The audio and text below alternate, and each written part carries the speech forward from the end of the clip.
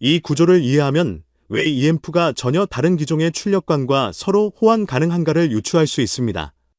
플레이트는 플레이트, 그리드는 그리드, 그리고 필라멘트는 필라멘트끼리 서로 연결하면 손쉽게 616과 6비사지 호환 가능한 앰프의 기본 틀을 완성할 수 있습니다.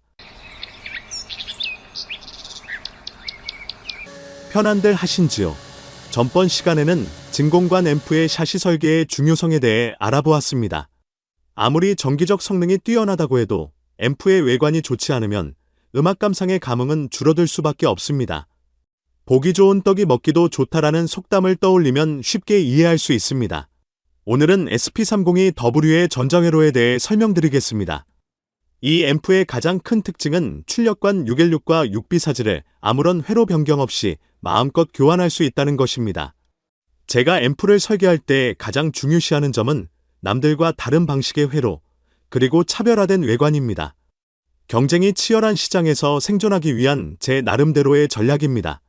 616은 시중에서 매우 쉽게 구할 수 있는 전형적인 출력관이지만 6비사지는 처음 들어보신 분들이 꽤 계실 겁니다.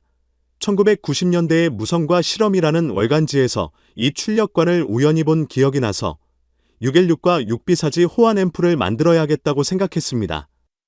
먼저 616을 분석하겠습니다. 필라멘트 전압 6.3V, 전류는 1A입니다.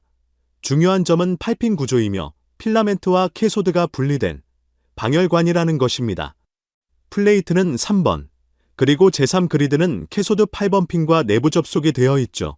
제1 그리드 5번, 그리고 제2 그리드 4번 핀이 각각 독립되어 있습니다. 6비사지는 더 이상 생산되지 않는 소위 빈티지 진공관입니다. 616이 5급관인 반면 이것은 3급관입니다. 오디오 애호가들이 좋아하는 출력관 중에 2A3라는 3급관이 있습니다. 6비사지는 2A3와 동일한 전기적 특성을 가지고 있습니다. 하지만 핀 구조와 필라멘트 전력이 완전히 다릅니다. 전기적 특성이 동일하더라도 물리적으로 호환되지 않습니다. 따라서 저는 6비사지와 호환성을 가진 8핀 진공관으로 616을 선택했습니다. 회로 설계에 자신이 있는 분들은 이 L34 또는 KT88이라도 상관없습니다. 그럼 6비사지를 616핀 배열과 서로 비교해 보겠습니다.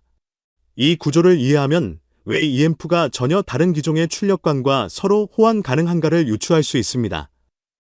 그림처럼 플레이트는 플레이트, 그리드는 그리드, 그리고 필라멘트는 필라멘트끼리 서로 연결하면 손쉽게 616과 6비사지 호환 가능한 앰프의 기본 틀을 완성할 수 있습니다. 마지막으로 616의 캐소드의 바이어스 저항을 6비사지의 필라멘트의 분할 저항과 바이어스 저항을 연결하면 두 개의 출력관을 마음대로 교환할 수 있는 회로가 완성됩니다. 지금까지의 설명을 기반으로 완성된 6비사지가 출력관으로 사용될 때의 전체 회로 도면입니다. 616과의 호환성 때문에 오직 자기 바이어스밖에 사용할 수 없습니다. 또한 6비사지를 장시간 안정적으로 동작하기 위해 플레이트 전압, 즉 플레이트와 캐소드 사이의 전압도 300V 이내로 제한되었습니다. 따라서 출력관 616의 경우는 최대 출력에 상당히 불리하게 됩니다. 이것은 출력관 소켓에 616이 장착되었을 때의 도면입니다. 핀 번호를 6비사지와 겹쳐보면 두 개의 회로는 캐소드 바이어스 저항만 독립되어 있고 그 이외의 모든 접속핀들은 병렬로 연결되어 있습니다. 그리고 이번 그리드는 플레이트에 직결했습니다. 따라서 5급관이지만 3급관 모드로 동작합니다. 616 플레이트에 공급되는 고압이 6비사지에 맞춰져 있기 때문에 최대 출력은 6W 정도입니다. 하지만 매우 우수한 소프트 클립 특성을 가지고 있어서 작은 시청실에서도 막강한 음압을 즐길 수 있습니다. 저는 8핀 소켓의 상세한 부품 연결 도면은 생략하겠습니다.